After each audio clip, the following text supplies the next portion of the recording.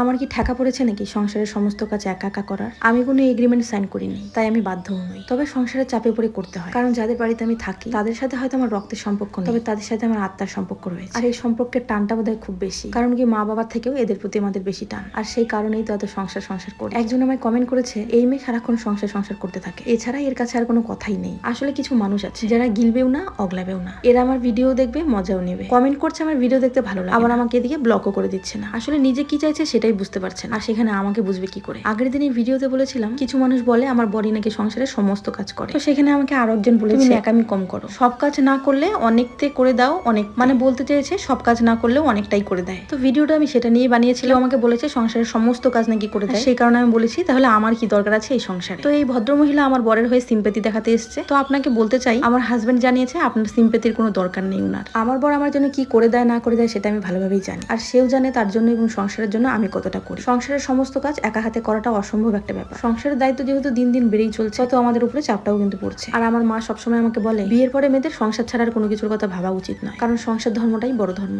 আর মাকে আমি প্রথম থেকে দেখে এসেছি সংসার ছাড়া আর কোনো কিছুর কথাই কখনো ভাবিনি। আর সেখানে দাঁড়িয়ে সংসার বাদ দিয়েও কিন্তু আমরা নিজের কথা কখনো কখনো ভাবি। আর যেসব মহিলারা আমাকে বলে সারাক্ষণ সংসার সংসার করতে থাকি, আসলে তারা তো সংসার করে না, আসলে তারা সংসার বাদ দিয়ে অনেক কালচার করে বেড়ায়। কে কি করলো, কে কি বললো, এমনকি কে কি পড়লো, তারা তো সবসময় এগুলো নিয়ে পড়ে থাকে। আর তারা সংসার নিয়ে ভাববেই কি আর বুঝবেই কি। হ্যাঁ, আমার নিজের প্রতি গর্ব হয় এখনকার দিনের মেয়ে হয়ে আমি সারাক্ষণ সংসার নিয়ে ভাবি আর সংসার নিয়েই পড়ে থাকি। এইসব মানুষজন এরকম টাইপের কমেন্ট করে নিজেরা যে কতটা বিকৃত মস্তিষ্কের সেটারই পরিচয় দেয়। আমার কিছুই হয় না, আমি যেমন আমি কিন্তু তেমনই আছি, আর ঠিক তেমনই থাকবো। আমি নিজে যতক্ষণ না চাইবো আমাকে কেউই কখনো পরিবর্তন করতে পারবে না। সংসারের মধ্যে আছি, সংসারের কাজবাজ করতেই। আবার এই কাজগুলোকে সোশ্যাল মিডিয়ায় তুলে ধরাটাও আমার একটা কাজ। আমাকে যে সবাই পছন্দ করবে, ভালোবাসবে, এটার কোনো মানে নেই। তবে সোশ্যাল মিডিয়ায় আমার ভালোবাসার লোকেরও অভাব নেই, যারা আমাকে কোনো স্বার্থ ছাড়াই এখানে ভালোবাসে। না ওদের আমি খাওয়াই, না আমি পড়াই, তবুও তারা প্রত্যেকদিন সুন্দর সুন্দর কমেন্ট করে। তবে তাদের কমেন্টগুলো তুলে ধরাই হয় না। তবে আজকে কিন্তু কিছু কমেন্ট তুলে ধরেছি।